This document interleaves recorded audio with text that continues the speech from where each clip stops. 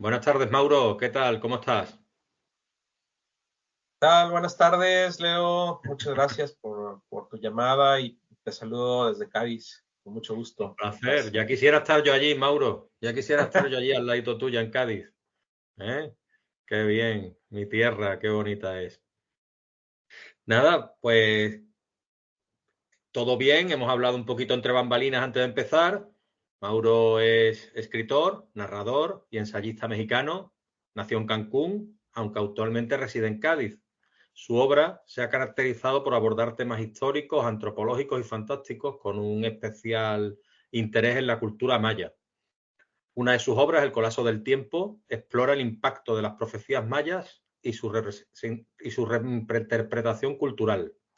Es autor de la novela Colima, que recibió una mención honorífica en el 19º Premio Internacional de Narrativa Ignacio Manuel Altamirano. También ha escrito Terra Incógnita, una novela sobre la vida de Gonzalo Guerrero, un náufrago español que se convirtió en jefe militar maya.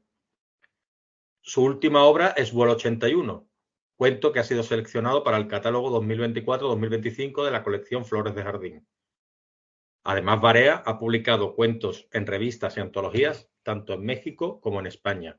Ha sido jurado y compilador en certámenes literarios, destacándose como una figura activa en la promoción de la literatura contemporánea.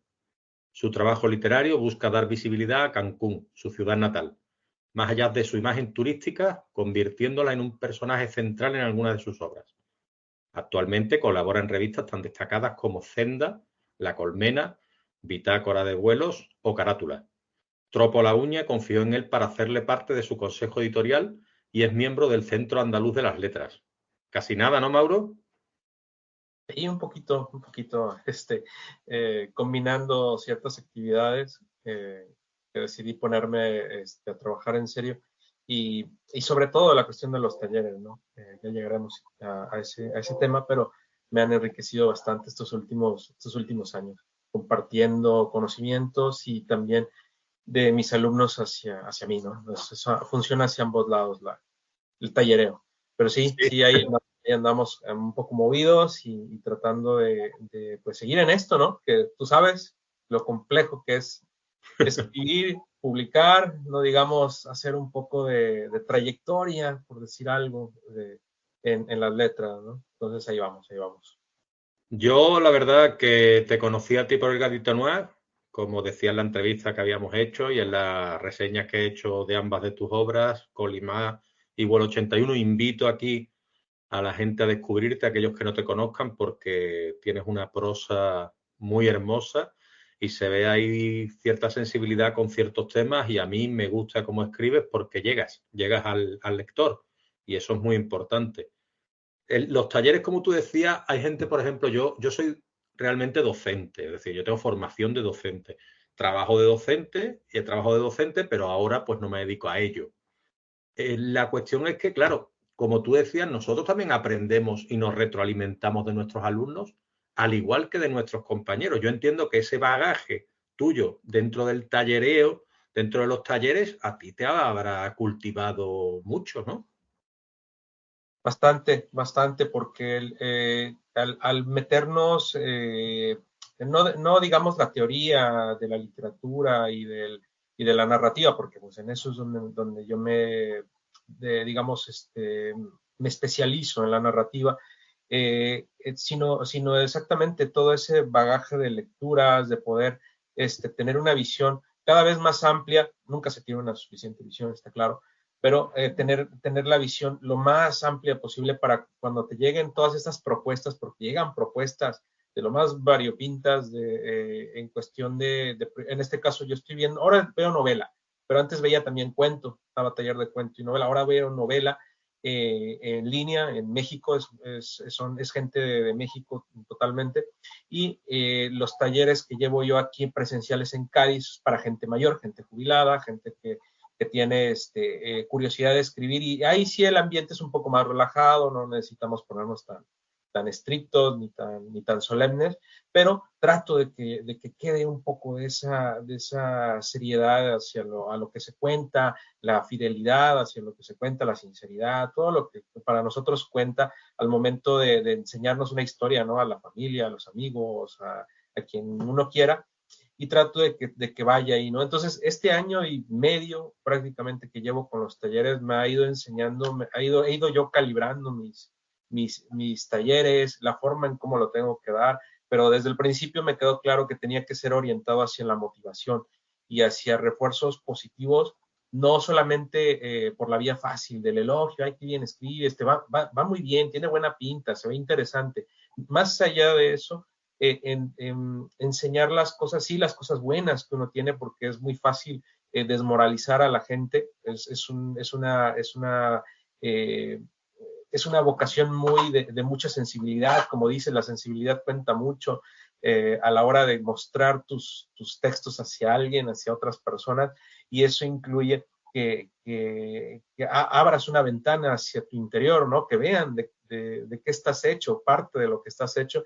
Entonces, eso mucha gente en los talleres no lo... Yo me he encontrado también con gente que viene con sus trabajos destrozados, con la moral también muy baja, porque se ha encontrado con otros talleres que no que les han destrozado literalmente los textos y no aportan nada al crecimiento, ¿no? Que sí, que el texto puede necesitar bastante, muchas pulidas o mucho trabajo, pero eso se le hace notar a la gente que entra con estos refuerzos positivos, ¿no? De áreas de oportunidad. Mira, aquí está bien, pero aquí necesita mucho más este trabajo y cómo hacerlo, porque no nada más es destrozarlo, sino cómo puedes, Claro. opciones, lecturas, yo trato de opciones, lecturas, sugerencias, comentarios, siempre a que yo no tenga ¿cómo se llama? Toda la verdad, ¿no? O sea, Claro, claro. siempre es así. Y siempre ellos tienen esa opción de contradecirme, de hacer sus propias opciones o a partir de alguna idea, pues poder entrar hacia otra, ¿no? A otras ideas, generar ideas que generen ideas que a ellos les sirvan, ¿no? Entonces, de Sí. esa forma vamos yendo por el camino de ese tallereo, ¿no? De revisar textos, ¿no? Sí, revisa uno mucho texto, tú ahora que no estás de docente, pero yo tampoco, yo no tengo una formación de docente realmente. Esto fue invitación de un amigo, David Anuar, para dar los talleres, y justo, o sea, se combinaron los tiempos, y al mismo tiempo entré con el taller de personas mayores en Cádiz. Empecé el mismo mes y yo estaba así como un poco nervioso porque nunca había dado un taller así en condiciones. Lo había dado de otras formas, pero no así tan ya directo, práctico, poner diferentes actividades a cada taller, porque no es obviamente, como ya te dije, no trato igual el taller que llevo en línea con el taller que llevo con las personas mayores. Son cuestiones diferentes y que requieren diferentes atenciones, ¿no? Paciencia con las personas mayores. A veces ellos no entregan o tienen problemas con la tecnología y hay Sí. que tener de verdad paciencia para que puedan, al menos yo tener textos, pueda revisarlos, podamos hacer algún libro, etcétera. Entonces ahí tenemos bastante, trabajo y te digo, eso ha sido en parte porque, digamos que la ventaja en este caso, pues es gente que está interesada en escribir, es gente que está interesada en mejorar y que está abierta a escuchar esas sugerencias, esos tallereos, con todo eso que les comento, ¿no? Aquí siempre trato de que sean lugares seguros para que no haya esta cuestión de destrozar y de que los compañeros también, no, se han creado comunidades bastante buenas, tanto en los talleres en línea como con las personas mayores. Vamos una camaradería bastante buena con ellos, ¿no? Con algunos sí realmente una muy buena relación, ¿no? Más allá del tallerista y alumno, ha sido bastante, una experiencia muy, muy positiva en todos los sentidos. Claro, es que muchas veces la sintonía es lo que tú estás hablando, es tener empatía hacia las personas que van a tu taller, poder escucharlas, poder saber cuáles son sus pretensiones. Cada persona tiene una, independientemente de su edad. Ya con la edad se tienen unas pretensiones diferentes, las cosas se viven de otra manera. Y claro, tal y como tú lo estás comentando, la gente no va a que les destroces los textos, la gente va a aprender, a que le des soluciones tú como tutor. Y yo creo que eso es importantísimo, como bien estás diciendo.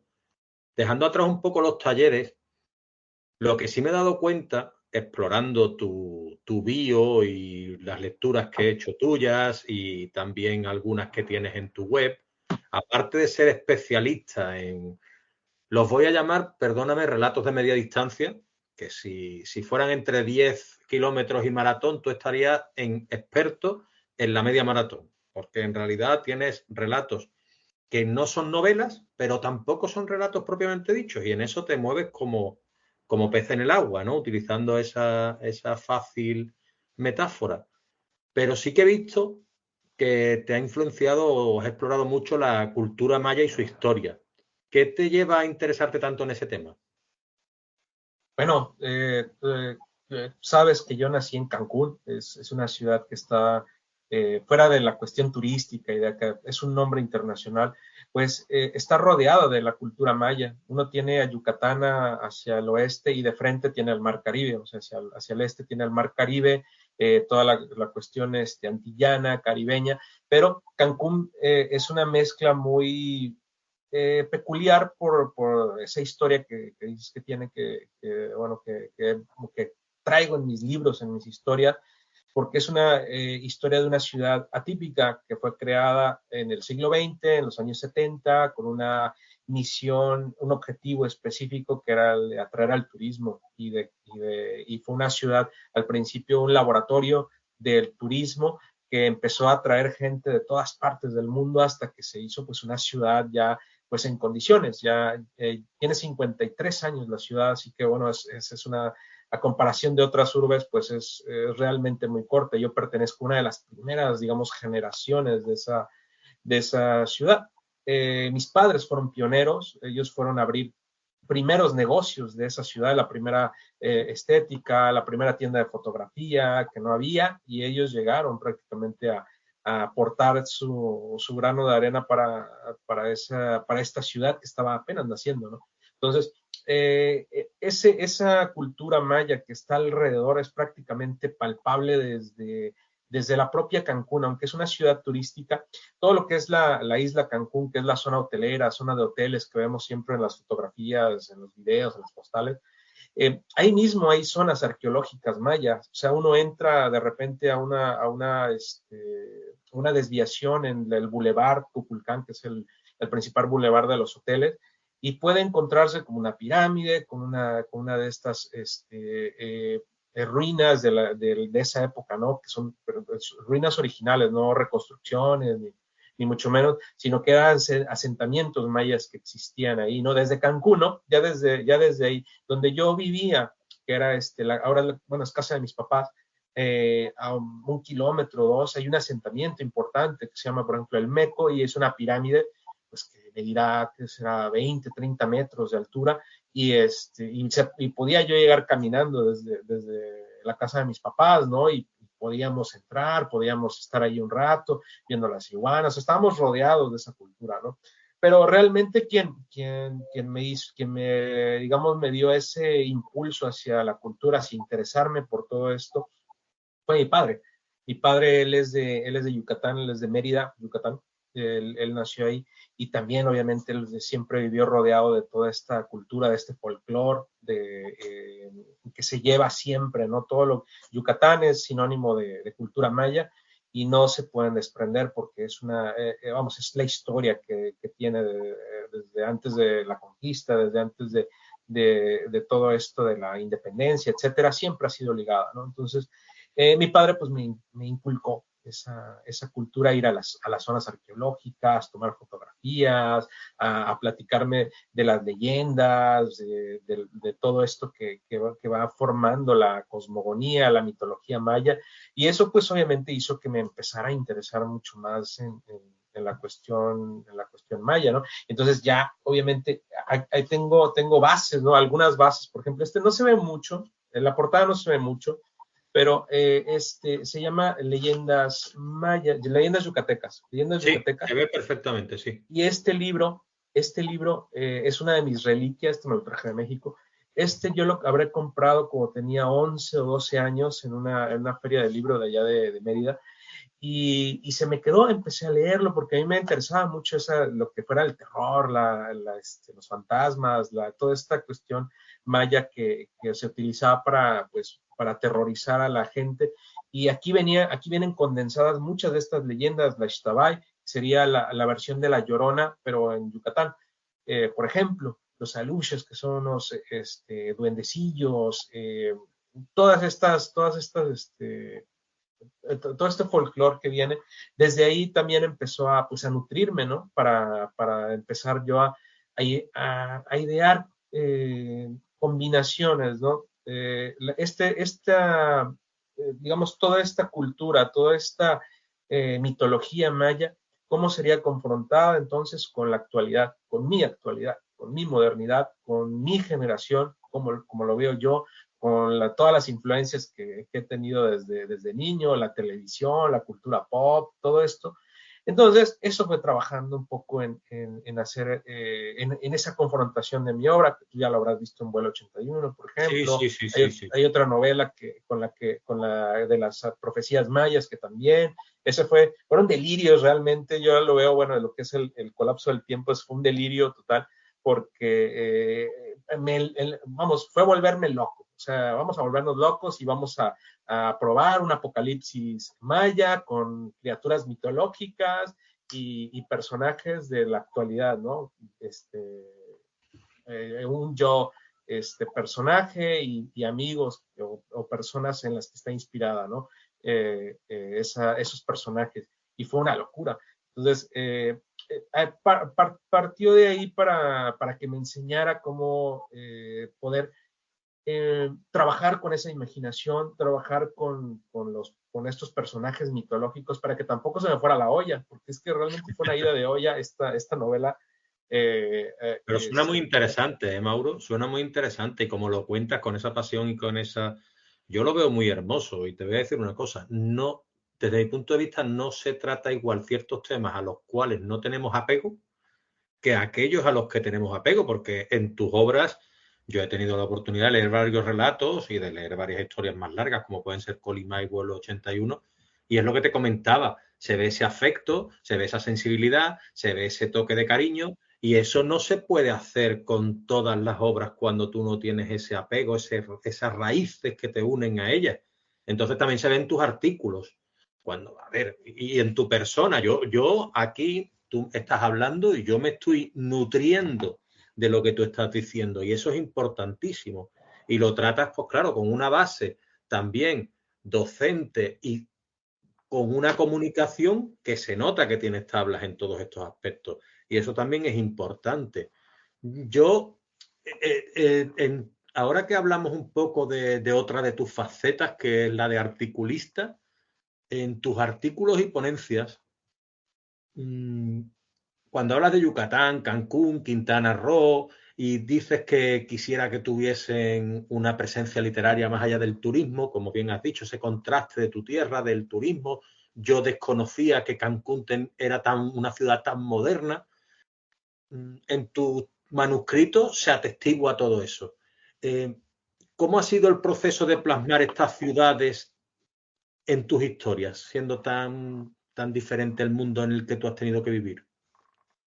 Tú lo has dicho, el estar desde niño compartiendo con mis papás, porque eran salidas, la verdad, salidas de ir en coche a los pueblitos, a las zonas mayas, realmente nos encontrábamos con pueblos incluso donde no se hablaba español y era todo un encuentro, ¿no? Un choque cultural bastante increíble. A mí se me hacía increíble que yo con otros niños no me entendiera. Digo, ¿cómo es posible que hablen español, no? En mi foro interno así me parecía increíble, ¿no? Y siempre me ha parecido, te digo, por esa apreciación, ese cariño, como lo llamas, que es realmente un cariño, porque yo le tengo un cariño y un apego a mi cultura maya, donde yo me crié, donde yo pude ver tantas cosas, recorrer tantos sitios arqueológicos y con mis padres, con mis amigos, ya solo. Te digo, muchas de esas aventuras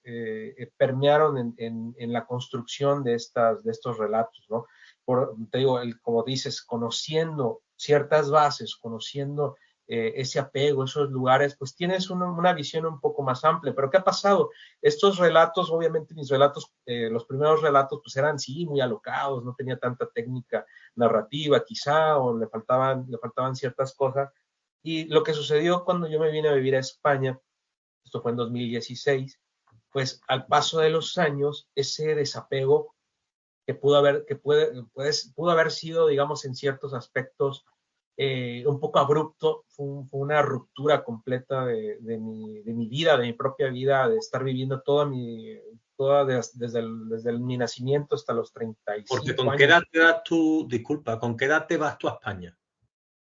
Tenía 2016, échale 2016, hace prácticamente 9 años. A los 34 años, por ahí, Sí, que ya eras una 34, persona 35, madura. Ya eras una persona madura que conocía bien dónde ibas y claro. demás. Ujú. Claro, entonces digamos, ese salto de venir desde Cancún hasta España, como el paso del tiempo aquí en España me empezó a trabajar en mi cabeza de una forma muy extraña, porque empezaba a ver quizá con mayor claridad ciertas partes de todo esto, de la cultura, de mi ciudad, de las zonas arqueológicas, de la propia cultura maya, todo esto, y pues indudablemente la experiencia que va dando, pues vivir en otra parte, el ir más lecturas, etcétera, etcétera. Pero yo digo que ese alejamiento físico, geográfico que yo tuve con mi tierra, me dio cierto enfoque, cierto punto de vista que empecé yo entonces a probar para darle sentido a los siguientes relatos, ¿no? A varios de estos relatos, a trabajarlos, etcétera. Pero te digo, eso se ve mucho mejor en Colimá, por ejemplo, Tamul, que es Cancún realmente convertida a una ciudad de ficción para que yo pudiera tener pues todos los hilos a mi disposición, ¿no? De que su geografía no fuera un impedimento para decir que aquí hay algo y aquí hay otra cosa sin contar con esa limitación. Pues Tamul fue una ciudad que yo creé para demostrar o para mostrar esas carencias que tiene una ciudad como Cancún. Por un lado, el brillo del turismo, todo muy bien, algo casi utópico, porque fue una ciudad bueno, es una ciudad que ha dado mucho dinero, mucho trabajo, le ha cambiado la vida a mucha gente, incluida a mis padres. Está esa parte luminosa que amo y que me encanta, pero está la otra parte que está en la oscuridad, que es una ciudad con problemas ya de ciudad muy vieja, de decadencia, de cultura, de inseguridad, ¿no? Que es parte también de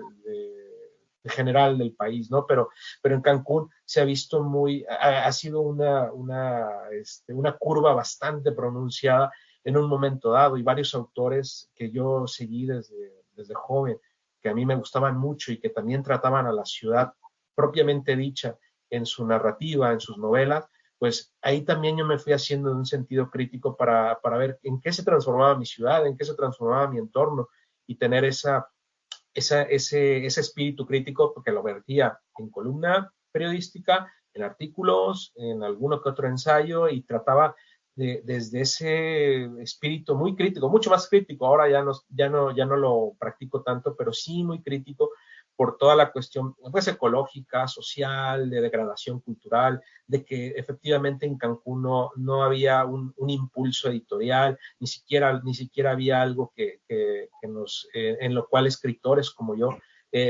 pudiéramos apoyarnos. El aparato gubernamental realmente no ha avanzado mucho en ese aspecto desde hace tiempo, ¿no? Ahora parece que hay un repunte, pero es una cuestión complicada si lo comparamos, por ejemplo, con Yucatán. Quintana Roo y Yucatán, que están al lado, Cancún, que está en Quintana Roo, y Mérida, por ejemplo, que está en Yucatán, ahora va a presentar una feria de libro impresionante que tiene una tradición y que tiene igual un aparato editorial indudablemente mejor que el de Quintana Roo, y digo, ¿cómo es posible que no pueda haber siempre era esa cuestión crítica que tú me preguntabas de cómo, mi pregunta era si, cómo era posible que no hubiera apoyo para los escritores como sí hay en Yucatán. Los escritores, muchos escritores de Quintana Roo, de Cancún, tienen que irse a Yucatán para buscar becas, para buscar apoyos, publicaciones, porque no las encuentran Claro. en Quintana Roo. Entonces yo era parte de esos autores afectados y pues siempre trataba de alzar la voz hasta que tuve que venirme a España y cada vez que contacto ahí para enterarme cómo está la situación, pues veo que es casi lo mismo. Yo fui hace 2 años a México y, y vi que la situación estaba prácticamente igual, ¿no? Entonces ahí me recibieron con mucho bombo y platillo, con más, yo creo que el que debería, porque no hay autores que digamos, o novelistas en concreto, hay mucha poesía, eso sí, se cultiva la poesía muy, muy bien, pero en cuestión de narrativa es raro, ha sido raro históricamente porque no se ve por dónde haya los nuevos valores, no se ve alguien que entre pisando fuerte en narrativa, alguien que nos diga, que nos muestre un camino, decir, así se escribe en esta zona, así se escribe de Cancún, así se escribe esto. Poesía hay bastante en narrativa y yo también hago como que ese llamamiento crítico para que salga la gente, para que se ponga las pilas, para que demuestre que estoy equivocado. Y digo, no, sigue hasta la fecha así como que ese bajo rendimiento en narrativa, al menos en lo que yo estoy enterado, ¿no? Lo que me llega hasta acá Sí, también. sí, sí, sí, sí. Yo, mira, en 2012 el Colapso del Tiempo abordas el tema de las profecías mayas. Cuando hablamos de profecía, uno piensa en Nostradamus y después también en los mayas, ¿no? Que es como que siempre se piensa en esa cultura. ¿Tú crees que en el imaginario colectivo ha malinterpretado el significado de estas profecías? Sí, se malinterpretó muchísimo en su momento, porque me tocó todo ese fenómeno, ¿no? Todo ese fenómeno del despertar y de una nueva era y todo. Pues hubo gente que se quiso beneficiar de eso, hubo varios, digo, hay nombres ahí, lo iba a investigar, se me olvidó, pero hay 2 nombres ahí que menciono en esta novela, precisamente del colapso del tiempo, de cómo se aprovecharon de una supuestos códices, supuestas palabras que algún maya dijo, que algún profeta o algún brujo maya lo dijo, y que no es cierto, que eso fue una invención completa vamos, de lo que representaba ese cambio, ¿no? Lo que Mm. sí era llamativo y que yo siempre recalcaba en las pláticas que daba, porque esta novela la presenté en Madrid, y hubo vamos, fueron llenos porque la editorial organizó bastante bien en su momento estos encuentros para presentar la novela, y había gente muy interesada preguntando, ay, que los mayas y todo, y yo trataba de ir con ese enfoque de que sí, mi novela era algo ficción, era algo que yo había ficcionado y que había transformado, pero que no había que tomarse al pie de la letra que se iba a acabar Claro. el mundo, que iba a haber un despertar y todo eso. Bueno, eso quien tenga sus creencias espirituales, muy bien, pero había mucho de esto por gente que se quiso beneficiar de esto, ¿no? Entonces, lo que sí es llamativo, que te decía, que lo que sí es impresionante en cuestión de cultura y hacia los mayas, es la cuenta larga. Ese es el calendario maya. Ese sí que era bastante llamativo porque se iba a cumplir un ciclo de 5,125 años y que iba a dar paso a otros. O sea, son como contadores de los coches. Iba a quedar en 0000 la cuenta larga, como se contabiliza los mayas.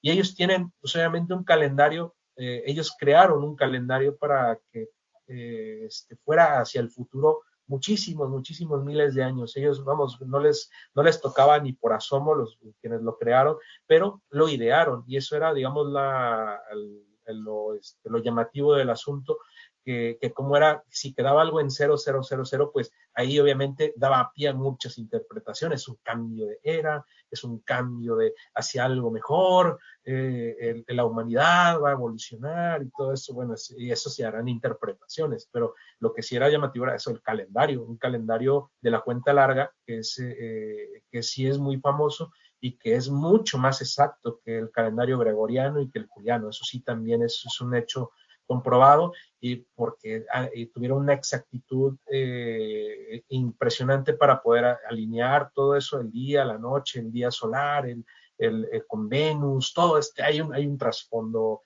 astronómico brutal. Entonces, por eso digo, son los griegos de América, y se ha hecho los griegos de América, y así es, ¿no? Eso también, por eso me encandila hablar de la cultura maya, me encandila entrar en cuestión de conversaciones con lo que son los mayas, porque representan mucho para mí, mucho respeto. Si voy a hablar de ellos, pues al menos que sea con ese respeto, con cariño de poder entregar historias que sirvan para traer a la gente hacia leer de ellos, ¿no? Para leer, para que los puedan descubrir, leer, y bueno, vamos, es muy completo todo lo que incluye la cultura maya, y podríamos hablar muchas horas de la cultura maya, ¿de acuerdo? Claro, yo, por ejemplo, tengo que agradecerte porque yo me he acercado, gracias a tus libros y a tus relatos, me he acercado un poco más a lo que es esa península de Yucatán, Quintana Roo, Campeche y toda la zona esta de la que tú hablas en tus historias, incluso parte de la mitología o de lo que es la historia de la zona esta de la que me estás hablando, en la que se desarrolló la cultura maya, que como bien dices es potentísima, reconocidísima y que tiene una historia increíble. Claro, yo, por ejemplo, como enamorado de la historia que soy también, yo no había oído hablar de un personaje o una persona que es Gonzalo Guerrero, que tú la desarrollas en Terra Incógnita. Me gustaría que hablaras un poquito más de esta persona y qué te pareció tan fascinante para explorar su figura dentro de tu obra literaria. Bueno, esta es parte de todo esto que ya te he comentado, de lo que me habían inculcado. Y yo a los 12 años, sí, a los 12 años, ocurrieron varias cosas a la vez, que ahora ya viéndolo en retrospectiva, pues fue algo que me cambió también el modo de ver el mundo, el modo de ver mi entorno, y ese fue el centenario del descubrimiento de América. El centenario, eso fue en el 92, y que tuvo repercusiones mundiales, ¿no? Hubo aquí una serie de libros, por ejemplo, que se hicieron, y que yo al fin encontré aquí, porque no había forma de conseguirlos en México, que es por ejemplo, un cómic de Gonzalo Guerrero, precisamente de este personaje que tenemos aquí atrás, que es una versión que hizo mi amigo Toniel Sala para la portada de ese libro, bueno, que su imagen es muy atractiva, porque primero, no se conocen datos históricos suficientes de él. Hay muchas incógnitas en su entorno, en su historia, de a qué se dedicaba realmente, qué fue lo que pasó para que lograra traicionar a sus compatriotas, que se amancebara, que tuviera hijos con una mujer maya, que se volviera un comandante de las fuerzas mayas, una transformación brutal, y que también Fernando Sabater hace mención en este libro, que es una de esta colección del descubrimiento, que hay un tomo dedicado a Gonzalo Guerrero con un cómic muy bueno de Miguel Calatayud, creo, se llama Miguel Calatayud, que es un artista renombrado, y se hicieron una serie de esos libros, hay de Cabeza de Vaca, hay de Magallanes, de Cristóbal Colón, todos. Entonces, uno incluye a Gonzalo Guerrero, increíblemente, porque es un personaje que sí no ha sido muy tratado a profundidad, ni ahora sí, ¿no? En los años recientes sí que se le ha tratado y se le ha dado bastante foco, a veces mediático. Yo digo lo más mediático, ¿no? Hubo un episodio, por ejemplo, en El Ministerio del Tiempo, que es una serie que tuvo Sí. mucho éxito aquí, y hay un capítulo donde se habla de él. De hecho, lo hace Miguel Ángel Muñoz, y me da mucha risa porque lo hace bien acá Batman y finge la voz y todo. Y digo, bueno, ya otra versión porque Gonzalo Guerrero es de versiones. Hay una versión tal, hay otra versión tal.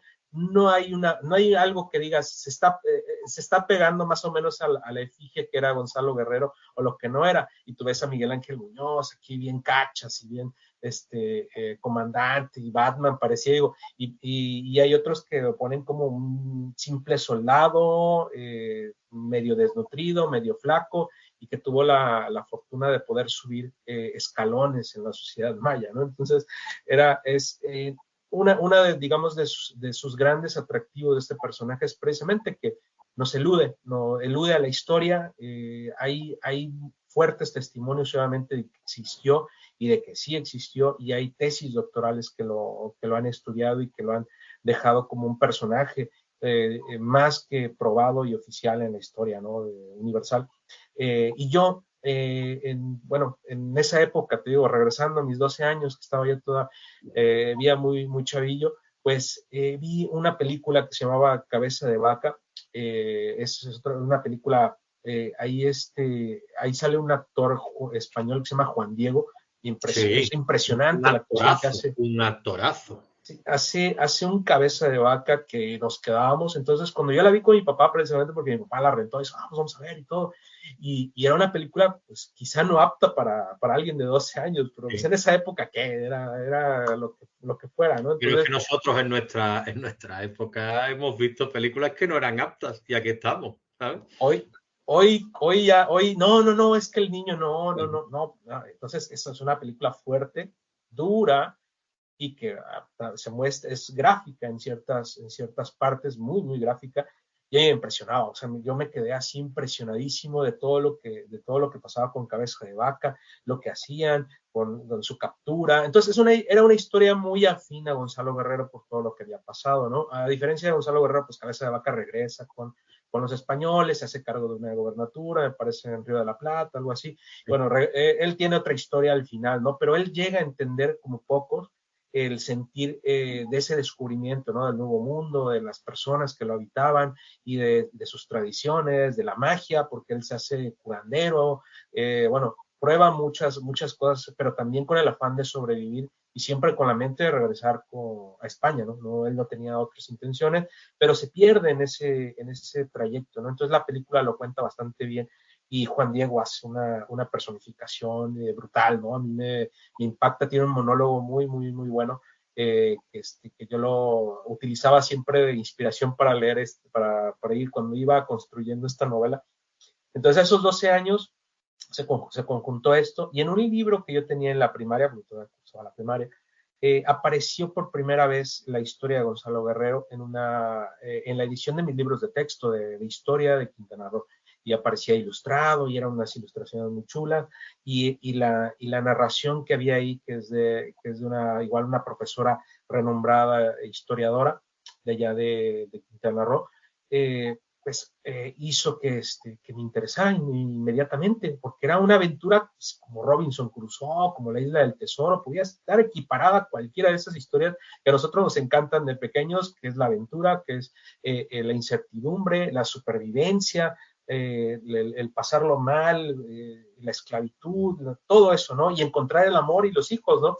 Parece una historia de telenovela, parece una historia de una película, se han hecho varias películas así, pero Gonzalo Guerrero fue uno de esos prototipos o arquetipos de lo que ahora ya se ve mucho, ¿no? En Avatar, en Danza con Lobos, en Hombre llamado Caballo, todo ese tipo de cine que Gonzalo Guerrero fue uno de esos primeros personajes que fue hasta el final, ¿no?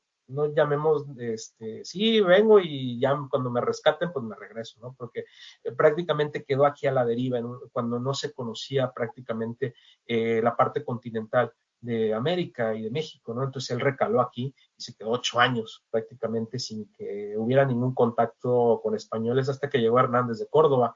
Él naufragó en 1511 y Hernández de Córdoba llega hasta 1517, de forma oficial, ¿no? Porque Sí, claro.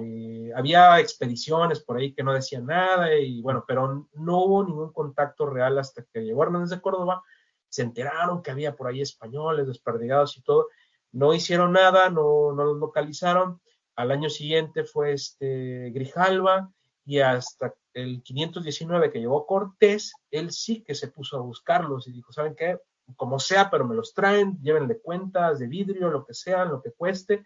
Y pues uno de sus compañeros con los que había naufragado sí que regresó, que era Jerónimo de Aguilar, que era iba ordenado por la iglesia. Hay también diferentes versiones de ese personaje, por eso te digo, es algo muy apasionante porque no se llegan a poner de acuerdo de acuerdo a los testimonios que de repente aparecen de estas personas. O sea, rápidamente decían, la historia, digamos, más aceptada era que él era diácono y llevaba órdenes del evangelio, lo cual lo hacía pues una persona muy cercana a la iglesia, todo lo que decía.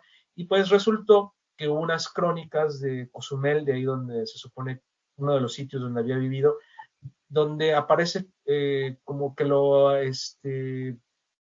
llama su suegro, pues con quien se amancebó. Entonces, resulta que pudo haberse unido con mujeres mayas, pero si era un diácono, entonces no se ponen de acuerdo. Entonces, este personaje también es muy, muy atractivo por eso. Hay cuestiones de una herencia, se reclamaba una herencia. Él terminó siendo intérprete de Cortés hasta que llegó la Malinche. Entonces, ahí se pierde un poco su historia, pero Guerrero se queda, él sí que rechaza. Esto viene en las crónicas de la Nueva España de Bernal Díaz del Castillo. Ahí sí que viene exactamente la parte donde rescatan a Aguilar, y Aguilar les dice que hay alguien atrapado todavía, pero que es jefe militar y no quiere venir. Y Cortés se queda así, pero ¿cómo es posible? Todos los demonios, etcétera, así, hasta que aceptan que hay alguien, un traidor ahí, y cuidado con él. Entonces Cortés se va, ignora todo lo que había ahí y se va a la conquista de Tenochtitlan, ¿no? Hasta ya mucho después regresa entonces Montejo a darles batalla, y es cuando se vuelven a enterar de que está Guerrero, que los comanda. Él era jefe militar ya importante de un señorío, de un cacicazgo de ahí, y pues querían negociar con él, y aparentemente hay otra carta que no está al 100% tampoco comprobada, pero que hay una contestación que le dice que muchas gracias, pero no, mejor que se vayan porque les vamos a dar la guerra. Y efectivamente así fue, guerra de guerrillas, separando, engañando. El caso es que Montejo, un fracaso total esa expedición, logró ralentizar esa conquista de Gonzalo Guerrero, solamente con sus tácticas de guerrilla, ¿no? Entonces, hasta que murió en 1536, no hubo mucho que hacer en esa parte de Yucatán. Entonces, Gonzalo Guerrero, hasta la fecha ha sido, al menos en la parte de Quintana Roo, pues ha sido visto como un héroe. Un héroe que tiene estatuas, que tiene medallas. Hay una medalla que se llama Gonzalo Guerrero para los ciudadanos ilustres. Ahí, vamos, es una efigie que se ha tomado como en el estado de Quintana Roo para demostrar pues, de que hay un héroe que lo dio todo, dejando atrás todo lo que tenía, ¿no? Si España lo trataba mal o lo ignoraba, pues él iba a encontrar su propia vida o su propio destino en algo completamente diferente, ¿no? Aprendiendo la lengua, todo lo que implicaba, ¿no? Tatuarse, horadarse las orejas, sí. Todo, la transformación fue total. Pocos como Gonzalo Guerrero, al menos en cuestión de historia de América, creo que solamente ha sido él quien ha llegado hasta ese extremo, ¿no? que lo mantuvo, pues obviamente excomulgado, un poco más que demonio, lo veían. Y entonces ocurrió que en 1978, en una visita de los reyes de España a México, una visita oficial, llegan a Cancún y les regalan una figura de Gonzalo Guerrero en Carey. Les regalan una figura de Gonzalo Guerrero, y esa aceptación se toma como el perdón definitivo y oficial a Gonzalo Guerrero, ¿no? Ha sido como lo han hecho los historiadores. Yo he conocido también a los máximos conocedores de este personaje, porque es toda una aventura nada más intentar investigar sobre él. Entonces te digo, hay tesis doctorales. Yo conozco a 2 de las personas que han hecho sus tesis doctorales basadas en este personaje. Es algo extraordinario la investigación que han hecho, que se han aventado, y que han dado un poco de luz a este personaje. Pero es que realmente ahí es donde entra ya la novela, donde entra la ficción de poder tratar de atrapar esa esencia, ¿no? Y eso fue uno de los mayores retos que tuve en esa novela, y me tomó, sí, completarla, unos 15, 20 años, completar ese personaje. Me costó bastante, no quería publicarla todavía porque sentía que faltaba bastante, no era suficientemente atractiva, y aún así no sé si quedé completamente satisfecho, pero bueno, decidí cerrar ese ciclo una vez que estuve viviendo en Huelva, y ahí es donde su ciudad de origen, él es del puerto de Palos, y ahí decidí, digamos, terminar un ciclo para presentar la novela con otras personas que también eran muy afines al personaje, que les encantaba. Se han hecho libros para niños también de Gonzalo Guerrero, que es algo ya impresionante también por la temática y por están dirigidos a pequeñitos, ¿no? Entonces me encontré con muchas sorpresas cuando estuve ahí en Huelva y decidí presentar ahí al final la novela, al final salió y bueno, así, o sea, es una aventura tremenda, ¿no? Y a lo largo de los años lo del documental también, que se hizo un documental, que me consultaron, vamos, yo les di las referencias a quién podían acudir o qué libros consultar también, y fue algo bastante igual, fue algo increíble eso que me incluyeran en el documental como en los créditos, ¿sí? como consultor y todo. Aunque no tengo parte en la pantalla, pero está ahí, por ahí ya sale mi nombre. Y fue un gustazo haber podido ser parte de esto, ¿no? Es un documental que también es, yo creo que de los mejores que se han hecho, que sí ha capturado bastante su aventura y que también, o sea, es un actor español bastante bueno, la actriz también, súper buenísimo su papel, o sea, han hecho, esa ha sido, bueno, una de las mejores pruebas modernas que se han hecho para el personaje y ha quedado, pero bastante bien. Y está en YouTube es un documental de TV UNAM, hicieron varios ahí, un convenio ahí con España, México, y les quedó chulísimo, chulísimo.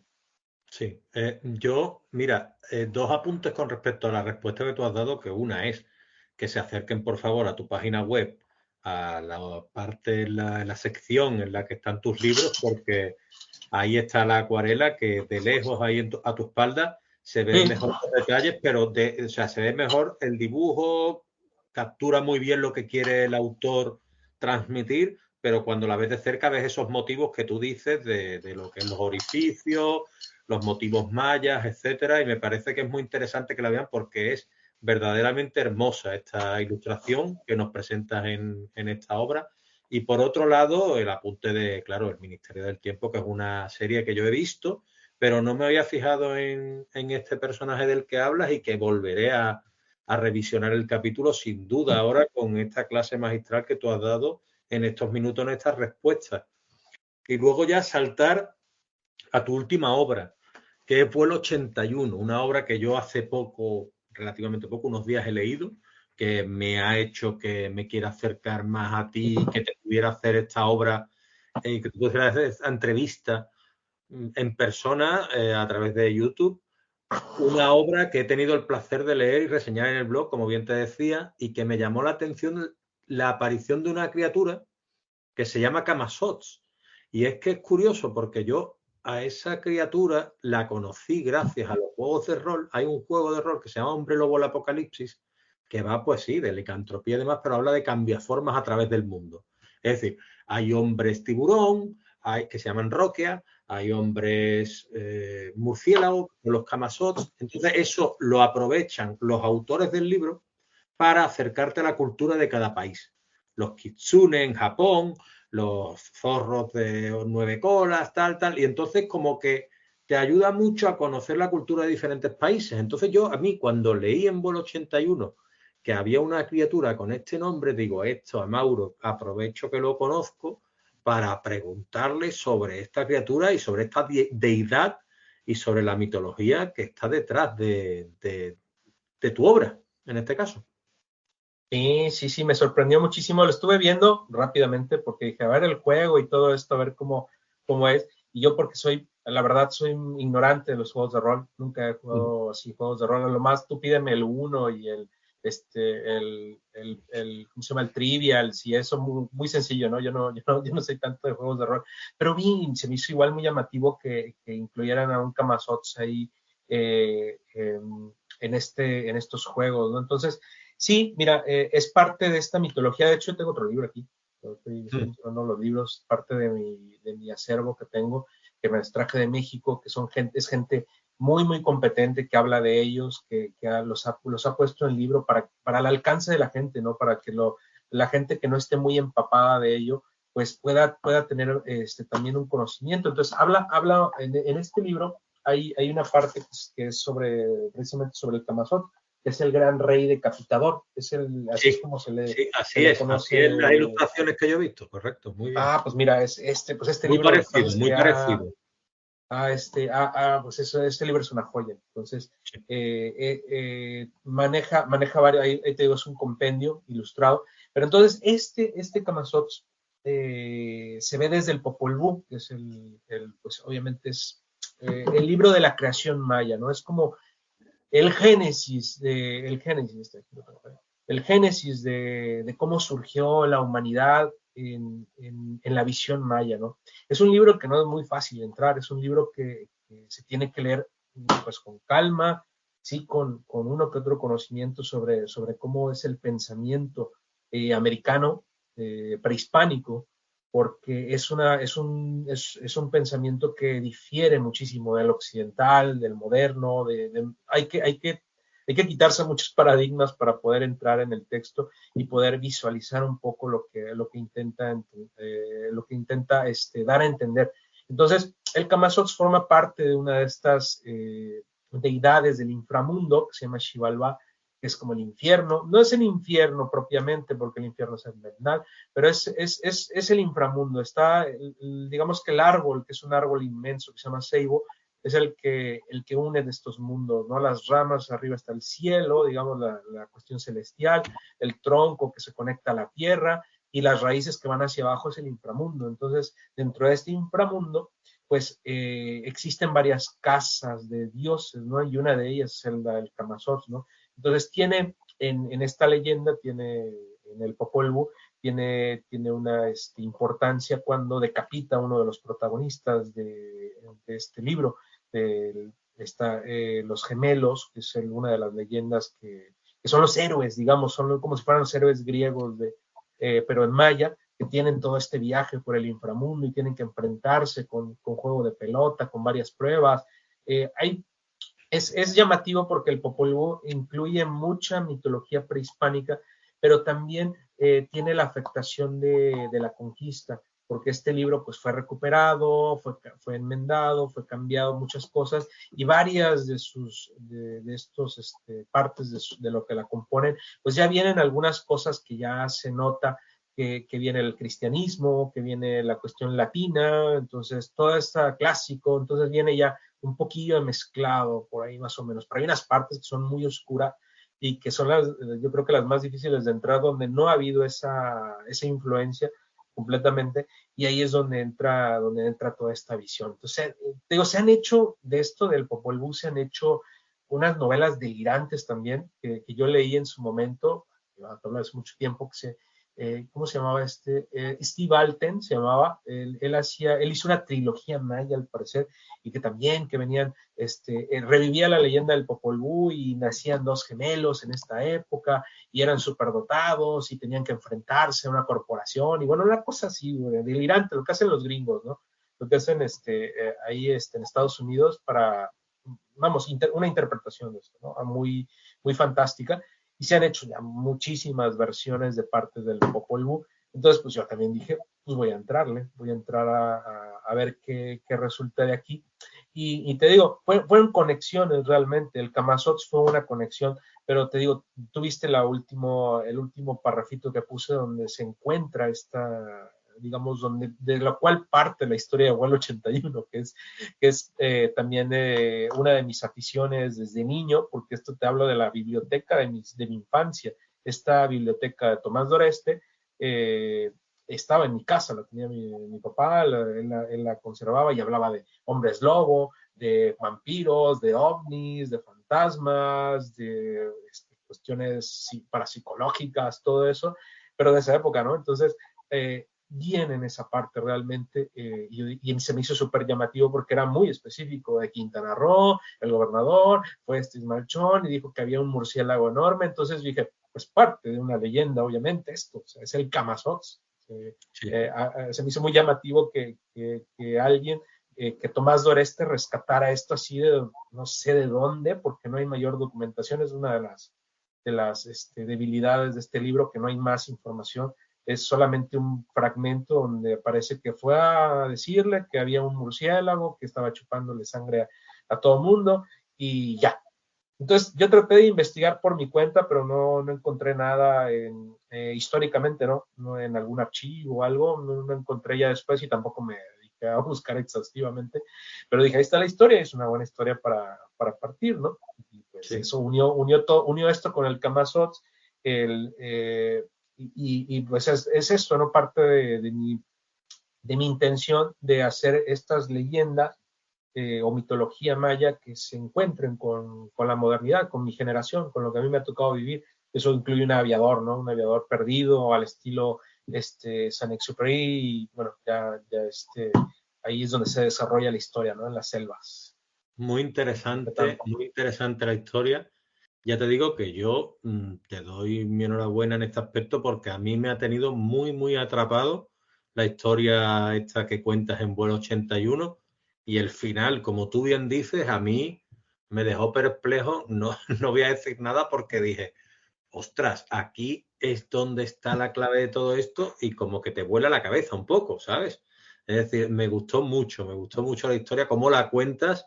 Se nota que conoces muy bien los mecanismos, cómo funciona la escritura y se nota que las herramientas te las sabes manejar muy, muy, muy bien.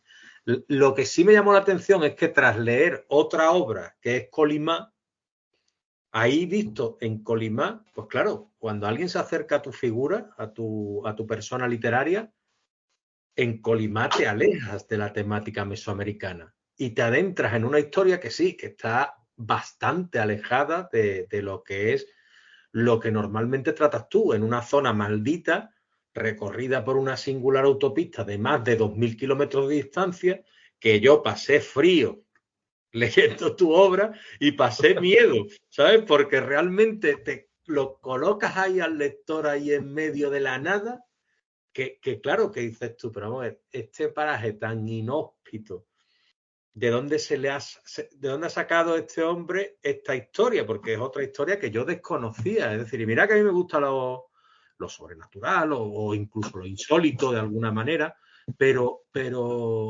desconocía esta, al igual que conocía la del agujero más profundo del mundo, tal. Pues esto no lo conocía y me acerqué, al igual que me pasó con esta obra última tuya de Vuelo 81, y me acerqué también a lo que es esa Rusia más soviética, ¿no? O esa Rusia más antaña, ¿no? Y claro, yo me preguntaba, digo, ¿de dónde ha sacado este hombre esta historia o cómo ha nacido la idea en su cabeza de encontrar esta historia tan particular y tan original? Pues mira, yo, como ya hemos visto, ¿no? Ya hemos hablado extensamente de lo maya y de mis orígenes, y yo quiero mucho y sí van a formar parte de mi obra hasta donde yo pueda, pero yo tampoco trato de casarme completamente con los temas, o que sea solamente trate de lo maya, o que solamente trate de mi ciudad, o que solamente trate de ciertos temas históricos. Yo trato de irme a las historias que me pudieran dar algo, que me pudieran emocionar a mí primero, o que viera yo algún futuro en esas historias, y si no, pues pasan de largo, ¿no? O pasa algo. Entonces sucedió con esto, fue muy particular, porque yo pues buscando, no recuerdo si en Facebook o si en alguna otra red social, dándoles al scroll o pasando los posts, pues en una de esas apareció una noticia sobre dos tipos que se habían perdido en esta carretera y que uno había muerto. ¿Por qué? Porque el Google Maps los llevó por esa carretera. Entonces resultaba ya llamativo de que se habían perdido en esa carretera. Entonces el titular era así muy, sí, era amarillista. Decía, no, perdidos y uno congelados en la Siberia, ¿no? O el Google Maps los llevó por la carretera correcta. Entonces empezó, bueno, a ver, vamos a leer, vamos a ver. De estas cosas que dices, pues mira la noticia ahí, vamos a ver por qué les pasó, ¿no?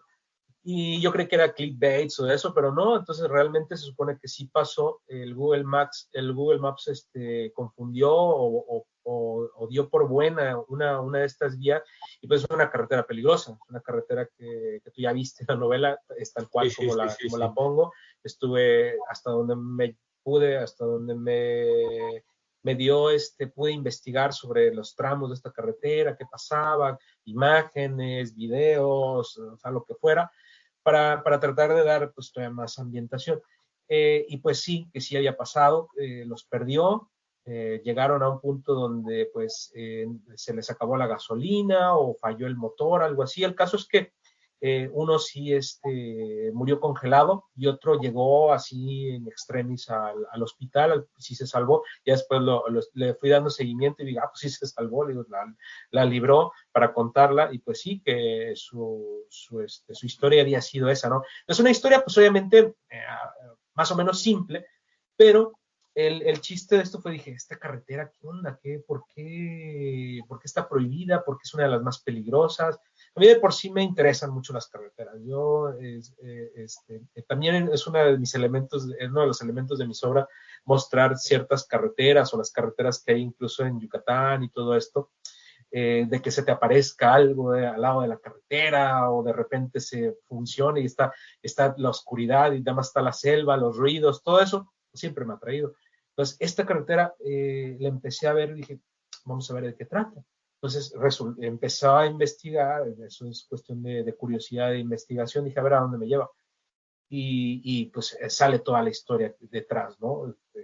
Terrible, prácticamente de una historia como del holocausto, de la Sí. gente que mandaba ahí la dictadura a morir, trabajos forzados, y la puntilla fue eso, de decir que la gente prácticamente ahí moría y recubrían la carretera con los cadáveres.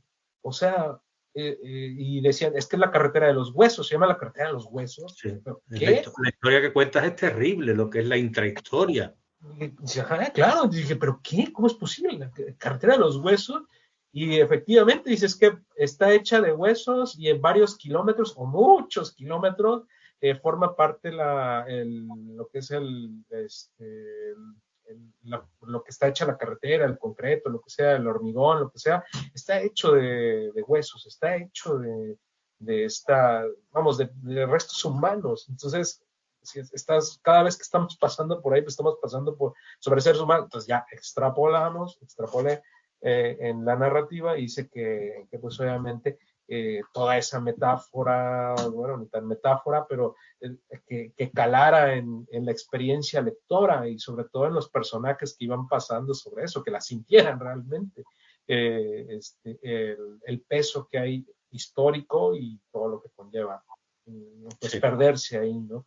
Entonces, pues te digo, todo partió de una noticia, pero esa noticia llevó a enterarme de muchos más y veo que hay de literatura, hay otro que es los diarios de Colima, me parece, y es gente que sufrió ahí y que escribió sobre las penalidades que se sufren ahí, ¿no? En la Siberia, en la taiga, en la tundra, todo esto que hay ahí en esta carretera, ¿no? Y pues eso, que es un lugar tan aislado que pueden pasar muchas cosas, ¿no? Entonces, ahí lo demás pues fue dejar correr la imaginación para que pudiera funcionar como una novela. Tenía más cosas sobrenaturales, pero tuve que cortarlas.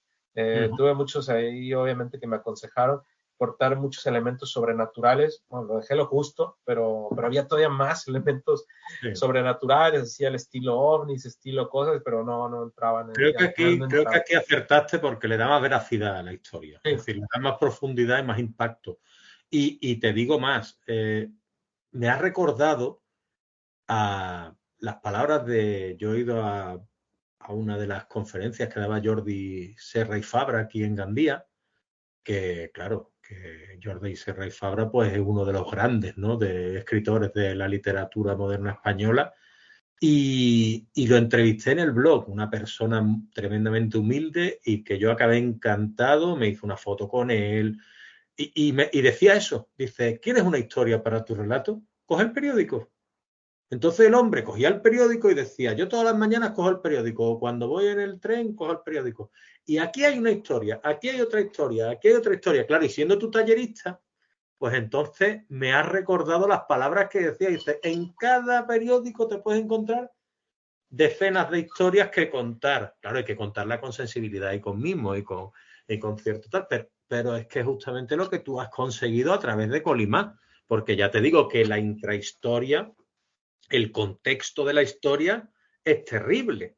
Es decir, tú coges todos esos elementos y escribes una historia de suspense, de terror, que envuelve todo lo que es el contexto a los propios personajes que van descubriendo a lo largo del camino lo que les está ocurriendo a ellas. Y a mí ya te digo que me fascinó esta obra, me gustó también mucho. Me gustó también mucho. Y te quería comentar, a ver, tú has participado en revistas literarias y en concursos internacionales. Y claro, yo le preguntaba a Mauricio Albeiro Montoya, un escritor colombiano que pasó por el blog, para mí, pues, una persona, pues eso, ¿no? Que derrochaba sabiduría al igual que tú. Y le preguntaba yo que cómo veía la proyección de la literatura en su país. Y te quiero preguntar lo mismo, la literatura mexicana a nivel internacional, ¿qué tipo de proyección le ves tú? Mira, a nivel internacional no sabría decirte, aunque es verdad que siempre hay exponentes y hay exponentes muy, muy buenos. Ahí está, por ejemplo, Cristina Rivera Garza, que ganó el Pulitzer y que es para mí uno de los premios todavía rescatables de los grandes, grandes, eh, que digamos tiene algo de verdad o algo que sí se premia porque realmente lo merece. Entonces, Cristina Rivera Garza, por ejemplo, tiene un alcance pues, internacional, ¿no? Está, por ejemplo, Brenda Navarro, que ella también es, como yo, ella también es una emigrante, ella radica en España y escribió su segunda novela ya con miras igual en su vida en España, pero su primera novela es demoledora, se llama Casas Vacías y es una narradora impresionante. Ella también tiene una proyección o está teniendo una proyección bastante buena porque también son historias como de éxito, ¿no? Ella empezó compartiendo su novela gratuitamente, como un parte de un proyecto o lo que sea, y llegó una editorial de estas fuertes y dijo, oye, es que esto vale la pena, vamos a apostar por ti, la conocen todo, y terminó pues no recuerdo si en Penguin o en una de estas, ¿no? Súper Sí, grande. una de las grandes. Está teniendo pues proyección tremenda. Está Fernanda Melchor también, también con su prosa pues experimental, muy técnica, vamos, hablando de la realidad, la triste realidad del país, que también va de la mano con esto, hay que decirlo, es una literatura que habla de violencia, que habla de algo que se está naturalizando, que se está normalizando en el país, que hubo ahora en las últimas noticias es algo que yo, vamos, no doy crédito, bueno, sí doy un poco de crédito, pero es que yo creo que se están traspasando muchos límites, que los escritores también están, digamos, interiorizando y mostrando, pero es que esa ficción está quedando invalidada por la realidad. Entonces, ¿qué pasó? Descubrieron en un rancho no sé cuántos cientos de zapatos de gente que ejecutaron ahí por alguna razón, choques del narco, secuestros, desaparecidos. Entonces, es algo que ya supera la ficción, la ineptitud del gobierno, la burocracia que tú también viste en Vuelo 81, la corrupción, los juegos del poder, cómo se manejan todas estas cuestiones, pues es algo que nosotros interpretamos como escritores y que lamentablemente va dentro de esa proyección, ¿no? Que ahora Narcos, ¿no? México. Narcos, la serie, todo esto, o es México o es Colombia cuando era Escobar, ¿no? Pero México lamentablemente lleva mucho de eso, ¿no? De esa literatura que pega fuerte, que sí pega fuerte porque es de la violencia, es de algo, de una historia muy negra, de la realidad moderna del país que pues sigue entregando muchas historias, ¿no? Sigue entregando muchas eh, este, autores que tienen esa proyección y que llegan tan lejos y que ven en México pues un lugar donde hay que tener cuidado. Entonces eso también va incluido, yo creo que, pero bueno, hablando de calidad de personas, pues ahí tienes unos buenos exponentes de esta literatura. Hay otro que es Yuri Herrera, por ejemplo, que cuenta una historia de narcotráfico, creo que es la única historia de narcotráfico que me gusta, pero la cuenta en un estilo medieval, como si estuviéramos hablando de personajes medievales, y cada sicario, cada jefe de la mafia funciona como un señor feudal, como el quien lo está contando es un bardo, o sea, vamos, es una cosa que él logró hacer que funcionara, por ejemplo, ¿no? Entonces, tenemos, bueno, mis compatriotas están haciendo un trabajo igual muy, muy bueno en las letras, pero que te digo, puede ir acompañado en gran parte por esto, por Sí. esta realidad. Muy bien, gracias Mauro por esta respuesta. Y te comento, dentro de, aprovechando esta respuesta que me has dado, esta pregunta que yo te hacía, yo me preguntaba cuáles son tus influencias literarias dentro de tu obra, qué autores y autoras han marcado más tu estilo. Bueno, ahora no sé si viste, lamentablemente acaba de fallecer uno de mis maestros, de mis grandes maestros en esta carrera, que se llama Hernán Lara Zavala. Hernán Lara Zavala ha sido, bueno, una de las grandes influencias de las letras mexicanas en cuestión también de academicismo, de contar las cosas con el canon, con todo, vamos, de la mejor forma bien hecha. Y él también tiene un libro, de hecho lo tengo, que lo estoy revisitando, se llama de Citilchen. Aquí, por ejemplo, yo considero una de sus mejores obras. Él creó un universo propio, una geografía propia también. Este pueblo es inventado, pero él tiene sus orígenes igual en la península de Yucatán. Él ganó el Premio Real Academia Española en 2010 por una novela precisamente que también habla de Yucatán, de la guerra de castas en su momento, que fue en 1847. Entonces, él habla de esa guerra en esa novela y fue premiada por la Real Academia Española.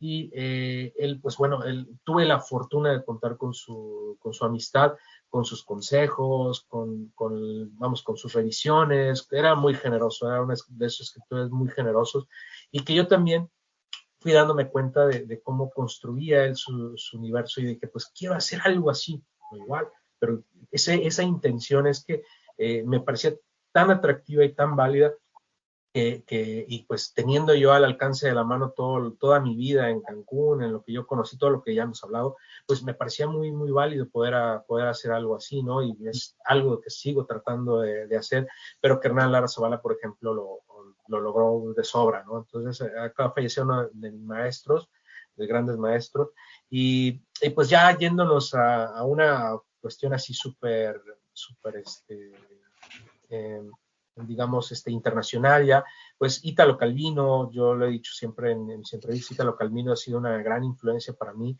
tanto en la forma como narra, como en la forma en la que piensa y en la que puede concebir sus historias, ¿no? Y que también son muy polifórmico de una a otra, ¿no? Él no se quedaba con una sola idea, sino que él intentaba ir sobre una idea diferente y probar hasta donde se pudiera. Es algo que me ha enseñado a lo largo de sus lecturas, de sus entrevistas, de lo que yo le he podido ver. Vamos, para mí ha sido una gran influencia, es un gran descubrimiento en su momento, y que trato de llevar siempre conmigo, ¿no?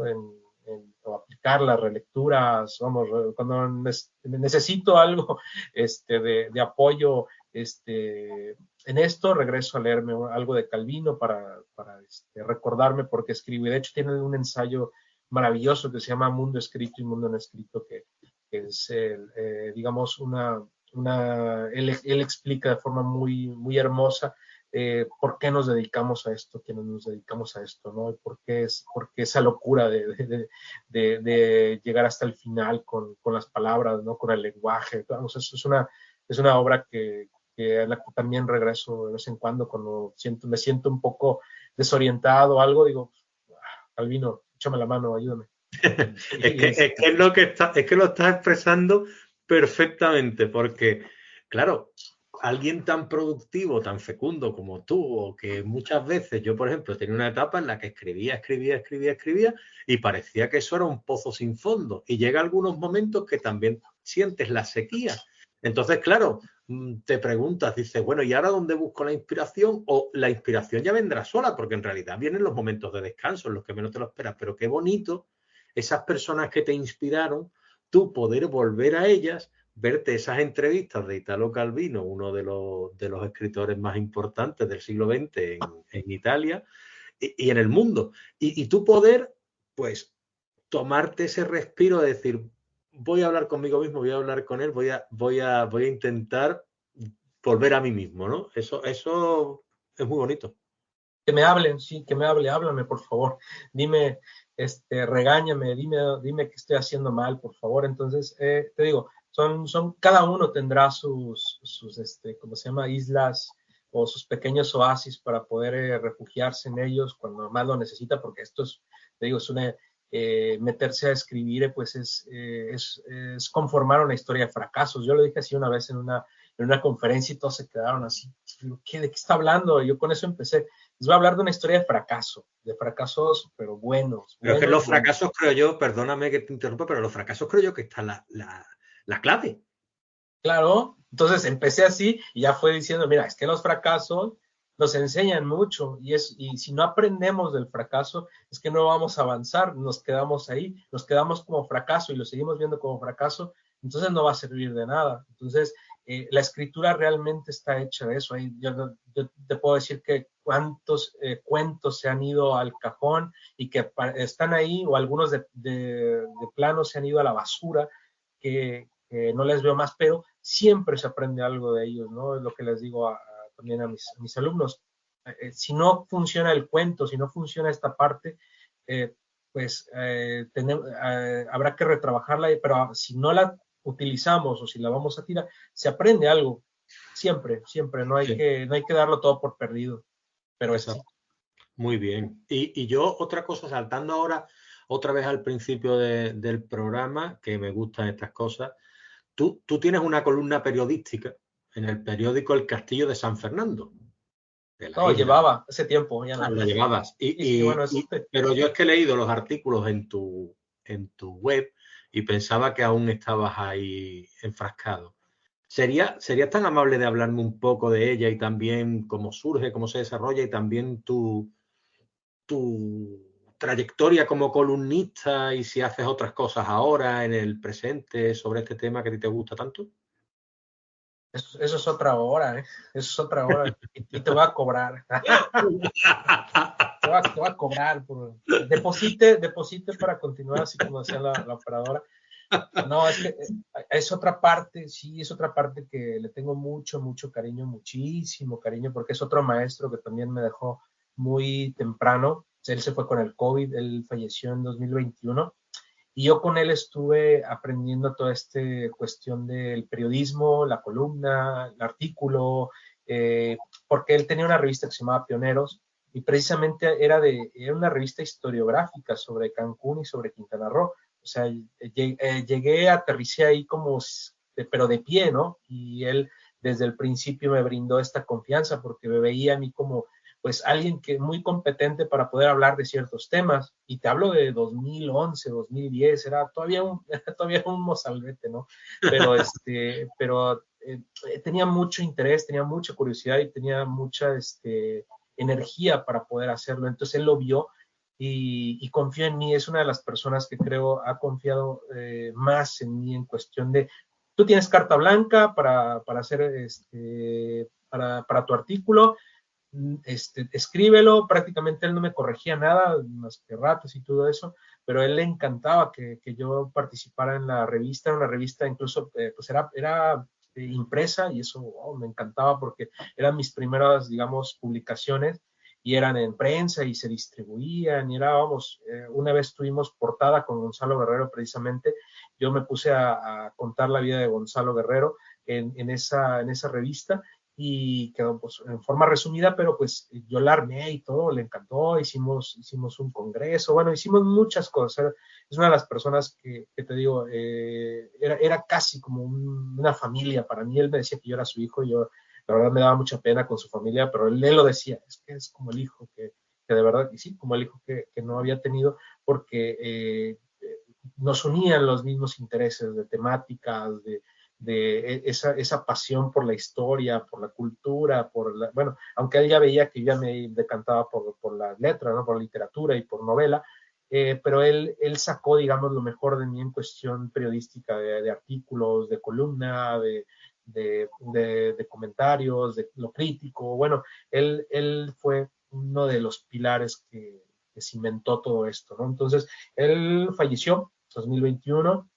Y te digo, yo cuando llegué aquí a España empecé a escribir estas columnas en el Castillo de San Fernando y pues no sabía al principio de qué escribir, pero pues rápidamente dije, pues vamos a hacer un tipo de comparativa desde el migrante, ¿no?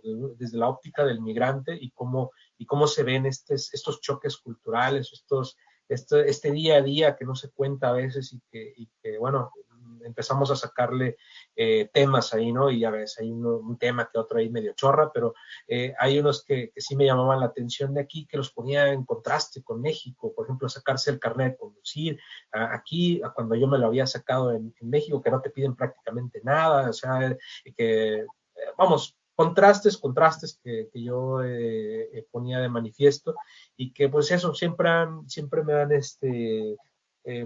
digamos, orientado en esa cuestión. Ya no la practico mucho, la verdad, me he quedado mucho en narrativa, sobre todo ahora con los talleres y con la publicación de novelas y cuentos, pero es una parte que me gusta, ¿no? O al momento de hacer, o también reseña, que es parte más o menos ahí de esas apariciones periodísticas, reseñas también, me gusta hacerlas, me gusta hablar de lo que me ha gustado leer, de lo que también puedo criticar, de lo que puedo, de lo que yo hallo para alimentar esa mente, no solo lectora, sino de escritor, ¿no? De poder hacer historias y, como le digo a mis alumnos, lean con ojos de escritor, no solamente de lector, sino de escritor, de alguien que quiere emocionar a alguien más. Si Sí, no, no se quede nada más en la experiencia lectora. Es muy buena, sí, pero sí, sí. Yo me escribes llamó y la tienes que emocionar. atención perdona, me llamó la atención una que he leído que se llama Deme usted permiso. Y me gustaría que hablara un poquito de ese artículo que escribiste, porque me pareció muy curioso, incluso humorístico, cómico, porque también me he visto reflejado en eso, ¿eh? Aquí es una cosa, bueno, es que, te digo, hablo de San Fernando, pero sí un poco Cádiz, pero San Fernando, cuando vas por la calle San Rafael es que a veces no hay forma de pasar. Y por más que diga, perdón, y está la fila así de todos cubriendo la calle, ¿no? Y dices, esto no lo veía yo antes, no me parecía. Y me pareció muy, muy curioso. Y entonces es cuando ya hice las conexiones, ¿no? Y que ves que hago las conexiones con De Larra, que es el mítico periodista vuelva usted mañana, ¿no? Que dicen que aquí el país del vuelva usted mañana, pues en México es el país del ahorita, que el ahorita puede ser en este momento, o dame 2 minutos, o dame 15 días, o 20, o lo que sea. La ahorita no tiene extensión, ¿no? Entonces, en España es el vuelva usted mañana. Y el vuelva usted mañana Ahorita. funciona de una forma, lo hice que funcionara de más o menos similar, ¿no? De que nos estorbamos y ¿cómo se llama? El elogio del estorbar, o sea, prácticamente. Y traté ahí salió una combinación, como dices, humorística, medio cómica y todo, pero simplemente señalando ciertas partes de la sociedad, ¿no? Y cómo lo ve un migrante prácticamente, no es ninguna intención, pues, criticar de forma No, no, así, no, no. y lo digo, ¿no? Porque ves que es una sociedad que me ha abierto los brazos, me ha acogido, me ha enseñado muchas cosas, me ha ampliado el diccionario personal y y bueno, en cuestión familiar, vamos, ha sido genial todo, o sea, no tengo nada en qué quejarme en ese aspecto, pero la sociedad, uno empieza a ver ahí pequeñas fisuras, pequeñas peculiaridades, entonces, con las amistades adecuadas, que te digo, yo tengo un amigo, él ahora ya lamentablemente no está aquí, en España, tuvo que ir a trabajar a Reino Unido, pero con él conocí mucho del sur, conocí mucho de lo que es esta parte de Andalucía, ¿no? Y con las pláticas con él, sí, esto es normal, esto es que es del sur, es que esto es muy del sur, y esto también así, entonces teníamos una afinidad con esos tipos de conversaciones, y a mí me interesaba mucho entrar para ir descubriendo esas cuestiones sociales y todo. Siempre soy de esas personas que me gusta ver dónde estoy parado, ¿no? Y hacia qué es lo que hacia dónde moverme, con dónde colinda esto, bueno, enterarme de cosas, ¿no? Entonces, ahí te digo, fue un ejercicio bastante interesante en su momento y que ya no seguía haciendo porque pues, me absorbieron otras actividades, pero te digo, es algo que a mí me gusta hacer primero para confrontarme a mí mismo como un espejo y a la sociedad, ¿no?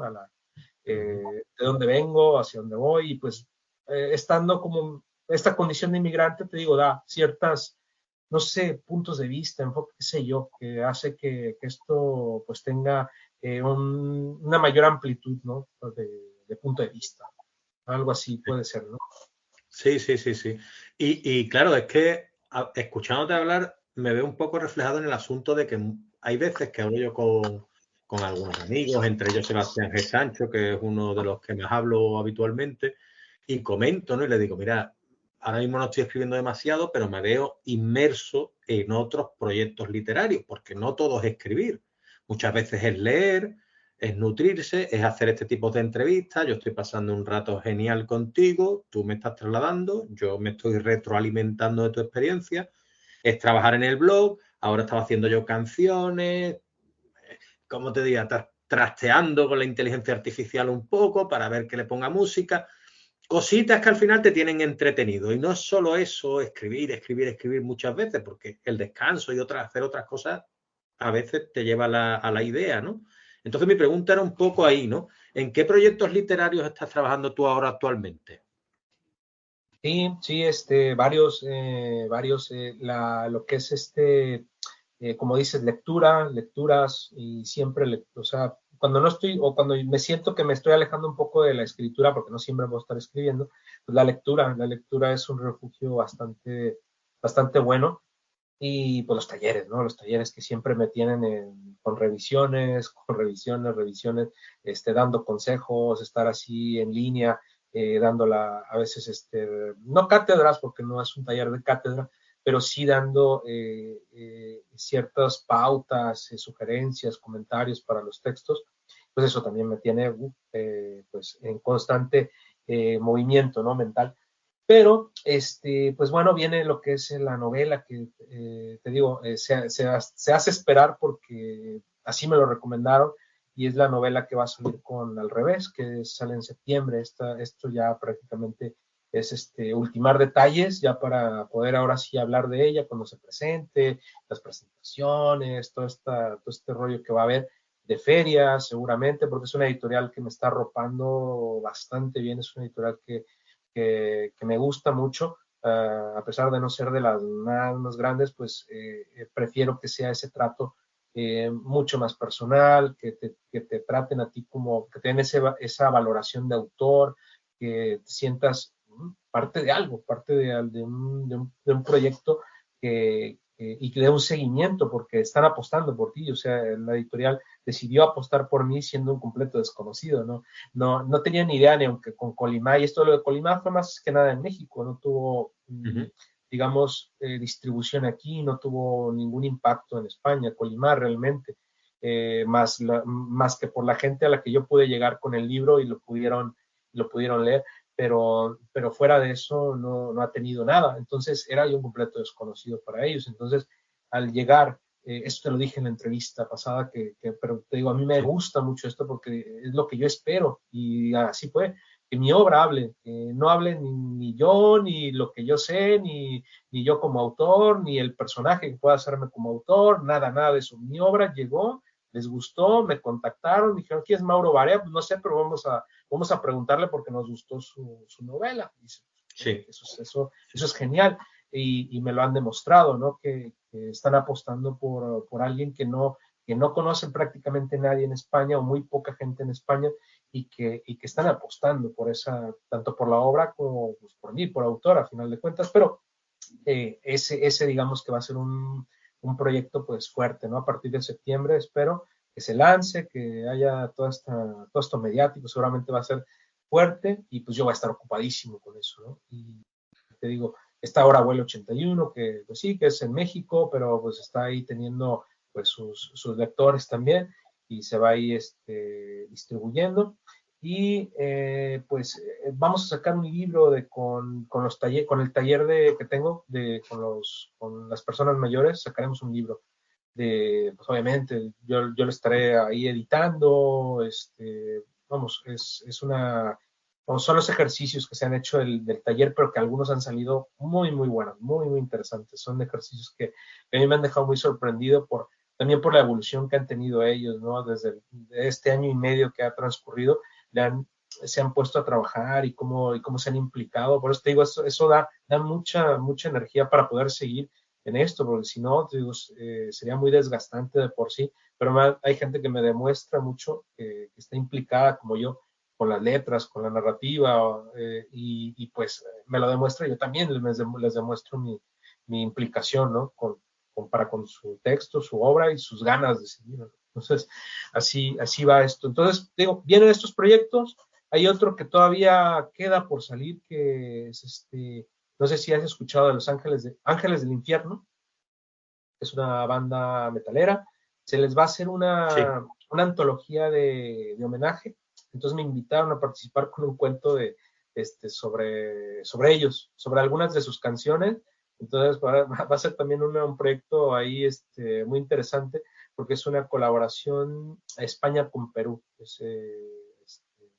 Esta, esta antología y que espero debe salir este año. No sé, yo ya el cuento ya está enviado y se supone que el proyecto está en marcha, pero no sé, todavía no me aviso, pero este año debería quedar.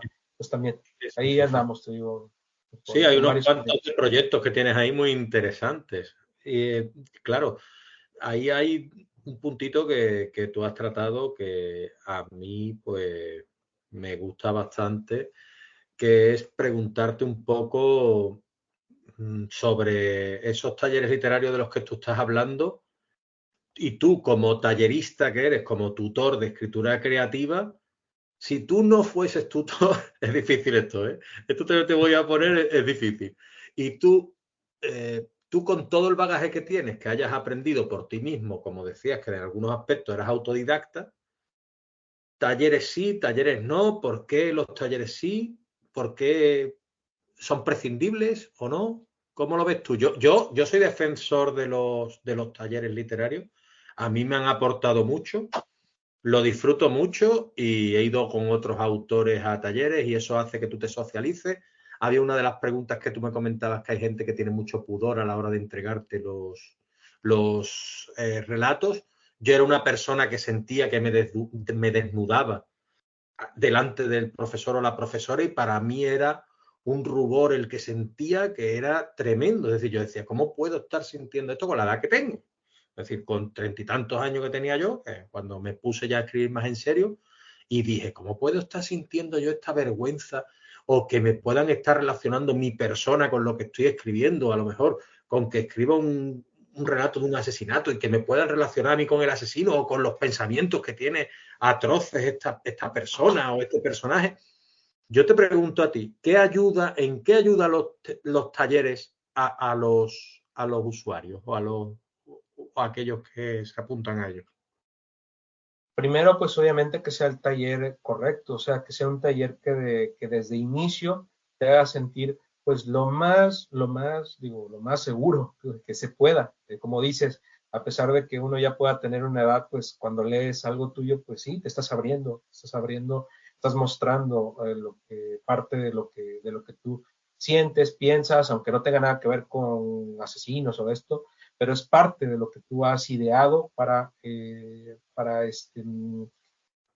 gustar, para querer emocionar a alguien más, ¿no? O a un público, a lo que tú quieras, ¿no?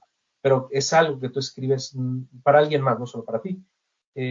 Al principio es para uno mismo, pero ya después obviamente esas intenciones van hacia afuera, ¿no? Siempre hacia afuera. Y esto pues obviamente depende también mucho de la recepción. Entonces, ¿qué hago yo? Yo hablo por el taller que doy. Es que yo habré ido a un taller o dos, pero yo no he sido de ir a talleres. O sea, también eso por eso es muy raro, porque yo darlos, dije, es que ¿cómo voy a dar talleres? Lo decía este amigo, ¿cómo voy a dar talleres si yo no he ido y no creo realmente mucho en ellos? Yo he sido, sí, de gran formación autodidacta y han sido realmente talleres, pero por llamarse privados, ¿no? Por estos maestros que te digo, ¿no? Este maestro me hacía talleres, pues lecturas privadas, charlas privadas, todo era así en ese aspecto, ¿no? Y muy crítico y muy todo lo que conlleva tallerearse, ¿no? Pero eso era así. Entonces yo no digo, ¿cómo? Y pues primero que nada, pues propiciando ese espacio seguro, propiciando que, como te dije al principio, si vas a entregar algo muy importante, pues hácelo saber. Yo siempre les hago esa charla a los que llegan nuevos al taller y decirles que están en un espacio seguro, que yo como escritor entiendo que están compartiendo una parte muy, muy privada, interna de cada uno, y que aquí lo que se va a trabajar es el texto y no la persona. Lo que vamos a trabajar es dentro de lo que se está leyendo y cómo mejorarlo, siempre, siempre, cómo mejorarlo, no ir hacia atrás, ¿no? Entonces, eso hace que la gente al principio, aunque esté un poco dubitativa, un poco así, que no esté medio convencida, cuando empiezan a leer los demás que ya llevan tiempo en el taller, empiezan a dar sus lecturas, sus puntos de vista, todo, y empiezan a ver que es un ambiente que está orientado a eso, entonces ya arrancan, ¿no? O empiezan a tener más confianza, ¿no? Hay gente, por ejemplo, que viene con cero, o sea, que no tiene ningún proyecto, porque lo que hacemos nosotros, por ejemplo, en el taller de niña, es que vienen proyectos de novela o capítulos o te los ponen para que entonces se talleree el texto, para que entonces empiece a trabajar sobre el texto. Pero hay gente que viene sin nada. Dice, tengo intención de escribir, pero no tengo nada absolutamente. Entonces, bueno, pues ejercicios de preescritura, ejercicios muy focalizados para que entonces, ¿sabes qué? Hazme una escena donde hable un gato y un ratón. No me interesa nada más. Que hable. Y ahí empiezan a soltarse o intentan soltarse o hago que intenten soltarse para que nos empiecen a mostrar cómo escriben. Digo, de entrada estás pagando, estás acudiendo, estás dando tiempo de tu día, de tu vida para esto, pues lo menos es que empieces a demostrar lo que tienes para poder trabajar con él. Entonces siempre yo al menos en estos talleres hago que haya esta seguridad, ¿no? Digamos, sitio seguro para poder trabajar con los textos y que no haya malinterpretaciones, que no haya, vamos, que no se pasen de la raya comentando, siempre hacia el texto, ¿no? Y si lo dicen, pues si dicen alguna, digamos, crítica, por decir crítica fuerte, pues entonces que tengan bases para decir por qué y qué se puede mejorar. Listo, así es como yo. No, es importante lo que dices, esa protección, esa tranquilidad que pueda sentir, llamémoslo usuario del taller. Y claro, es que yo es lo que te digo, a lo que me enfrenté yo, al igual que me enfrenté al síndrome del impostor y a ciertas inseguridades que después con el tiempo me he ido quitando esas batinas y yo la verdad es que me he sentido muy seguro con lo que hago y me he metido en todo este proyecto también de relacionarme, que bueno, que a ti te tengo que dar un abrazo en persona dentro de poco y después, por otro lado, también si yo invitado quedas a una futura posible presentación digital de tu obra que está por venir a finales de verano, en otoño. Si te apetece pasarte por aquí, pues fenomenal, porque podríamos hablar de ella. Y ya para culminar, no te resto más tiempo, porque nos hemos llevado un ratito más de lo que esperábamos, porque es muy interesante todo lo que has dicho. Yo te agradezco que me hayas regalado este ratito, porque estoy seguro también que aquellos que sigan esta entrevista estarán encantados con toda esa sabiduría que has derrochado. Y te quería preguntar simplemente, porque claro, al ser este un blog literario, un blog de escritura creativa, que fue por lo que yo lo creé, ¿no? Para intentar allanar un poquito el camino, abrirle ciertas puertas a las personas que empezaran, porque yo me encontré con algunas puertas cerradas, pero vi que había también ventanas abiertas y mucha gente que era voluntariosa para ayudar y para contar su experiencia y para prestarse a abrirle ventanas a otras personas, ¿no? ¿Qué consejos les darías tú a esos escritores jóvenes y no tan jóvenes y a esas escritoras que quieran empezar en el mundo literario?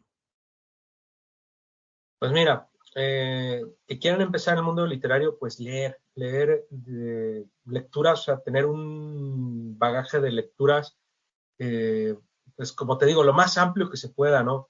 Yo entiendo que uno tenga sus gustos, sus aficiones, que lea novela rosa o que lea de estas nuevas tendencias que están saliendo, ¿no? De enemies to lovers y todo esto que igual le encanta leer a mi novia, que es que, vamos, sea o no literatura alta o sea especializada o técnica, vale, uno puede tener este tipo de lecturas y no hay ningún problema. O sea, puede uno leer hasta 50 sombras de Grey y ser fanático, Crepúsculo, lo que ustedes quieran. Puede leer eso. Sin embargo, hay que tener una amplitud para poder entender mucho más de la literatura y que hay algo más allá. Esto incluye a los clásicos, lo que siempre se dice y que a algunos les parece un coñazo, que a algunos no les entienden, que a algunos no entran. Hay de hecho un libro también de Italo Calvino que se llama ¿Por qué leer a los clásicos? Hermoso, que hace una fabulosa introducción a entender y por qué necesitamos esos clásicos, por qué necesitamos tener al menos un poco de base de clásicos. Y te lo dice alguien que fue un lector tardío de clásicos. Yo no empecé de niño, de joven, como algunos genios que ya leían latín, o Montaigne que hablaba latín desde muy pequeño, porque así era su familia, cosas así. Pero yo no fui lector de clásicos, pero lo fui tardío, ¿no? Entonces fui abriéndome a esa amplitud a base de martillar, a veces dándome de choques con Dostoyevsky, con Tolstoy, con todos estos, tratando de ampliar esas miras, ¿no? Tratar de ver los grandes escritores, qué es lo que habían hecho para que les funcionara, pues en cierto momento, y por qué algunos resuenan hasta la fecha, ¿no? Y eso hace un clásico, que haya sido el año que haya sido escrito, resuena hasta nuestros días de alguna manera, de alguna forma. Entonces, eso es algo que también me enseñaron los maestros, los que he tenido oportunidad de convivir, y te lo dirá a los que estén de forma pues muy, muy implicada en la literatura, es leer clásicos y leer de todo. Si tienes una afición, perfecto, muy bien. Si tienes que leer novela gráfica, adelante, muy bien. Yo leo mangas, yo leo cómics, yo leo de todo, porque tenemos aficiones, como todo el mundo. Entonces eso les digo también a mis alumnos, lean, pero lean, y cuando lean con ojos de escritor, no nada más con ojos de lector, con ojos de alguien que se está ya, que tiene ese interés también en mente, no nada más pasarse por una historia y vivirla como un lector y ahí se acabó. No, sino tener la conciencia de que podemos nosotros en algún momento aprovechar ciertas ideas que nos ofrecen las lecturas o ciertas lecturas, ¿no? Tergiversando completamente a veces esa idea, ¿no? Pero ahí está. Eso es lo que nos dan las lecturas, ¿no? Entonces, otro es que escuchen a los maestros, o que escuchen si tienen la oportunidad de pues, estar en algún taller y ven que se sienten cómodos y ven que se sienten a gusto, a tratar de aprovechar a los maestros, su sapiencia, lo que les puedan aportar, si tienen ¿cómo se llama? La fortuna de contar con amistades que se dediquen a esto de forma lo más seria posible. Porque yo tengo, por ejemplo, a Tocornal, que es un gran amigo, y cada vez que platico con él es igual. Así como tú, así conmigo, yo aprovecho cada segundo que estoy con él platicando, porque es una fuente de conocimientos de literatura increíble. Tengo otros maestros también que cada vez que los veo, es una gozada estar compartir con ellos la mesa, salidas, lo que sea, y pues eso, hacerle caso a los maestros, como digan, esto no funciona, por algo es, y por algo no es que no es que uno quiera desmoralizar a la gente, pero es que a veces cuando tengo que decirle a mis alumnos, es que esto no funciona, tienes que buscar otra alternativa, es porque uno ya ha pasado por eso, ya ha pasado no sé cuántas veces te digo, por fracasos de que no funciona, y pues no hay forma, habrá que hacerlo de otra, ir por otro lado, no sé. Entonces, eso, yo creo, y la autocrítica siempre, estar siempre consciente de que se puede hacer mejor las cosas, y eso, no dejar de lado esa autocrítica hacia uno mismo, ¿no? Ver en dónde está uno falseando y trabajar en eso. Eso siempre ayuda. A mí me ha ayudado. Muy bien, Mauro. Pues yo lo único que vuelvo a agradecerte tu aporte literario, tu lección desde el punto de vista académico que nos has dado hoy sobre lo que es literatura, escritura, cultura, sobre tu país, tus tierras, tus raíces, que tanto amas, porque se nota y ya te digo que para mí ha sido muy provechosa esta charla y aprovecho también para decir a la gente que se acerque por favor a maurobarea.com, que se acerque a tus redes sociales y que se acerque a tu persona literaria porque, porque merece mucho la pena. Como tú bien has dicho, se puede tener referentes y demás, pero yo había leído tu entrevista, la que te envié, y dije a Mauro tengo yo que darle la oportunidad de poder hablar, porque se nota que desprendes eso, sapiencia, y eso es importante. Y me ha gustado mucho este ratito que hemos compartido y te lo agradezco enormemente que me hayas regalado este ratito, ¿vale? No, gracias a ti por el trabajo que realizas. Yo sé que este trabajo, vamos, no tiene precio y no más que con la apreciación de los autores. Y yo, de verdad, personalmente, ya te lo he dicho muchas veces y te lo vuelvo a reiterar, la labor que haces es genial, es muy generosa. Dar a conocer a autores con entrevistas, entrevistas no nada más por la pregunta, sino implicadas, de que has leído al autor, de que tratas de ir sobre su obra, y eso es, te digo, poca gente lo hace, ¿eh? Poca gente está Bueno, así de muchas gracias. implicada y poca gente puede hacer ese tipo de entrevistas así, porque se notan también, te digo, así como dices, no, que mi sapiencia, lo que sea, pues es que las preguntas correctas conducen a respuestas también más o menos explicativas, que se sienta que la implicación. Yo cuando veo eso, pues también obviamente correspondo. Yo soy una persona de corresponder a las atenciones y pues tus atenciones han sido extraordinarias y te digo, también espero verte pronto para darte un abrazo, para poder presentar el libro allá. Seguramente me estaré moviendo ya con el libro presentado, estaré yendo a varias partes, ya sea aquí por Cádiz, por el norte, por no sé. Si Ya me pasas por dirás. aquí por Valencia ya sabes dónde encontrarme. Tú me das un toque y nos encontramos sin lugar a dudas, ¿vale? Y Seguro, nada, seguro. un abrazo fuerte, como Un dicen los abrazote, sí. artistas, un abrazo de artista para ti, ¿vale? Y nada, muchísimas gracias. Ahora me despido de ti en condiciones tranquilamente cuando dejemos de grabar. Y nada, y ya sabéis, a leer a Mauro Barea, que es un maestro de los que merece la pena leer. Venga, gracias, maestro. Gracias, Hasta Leo. luego, cuídate. Ya. Hasta luego.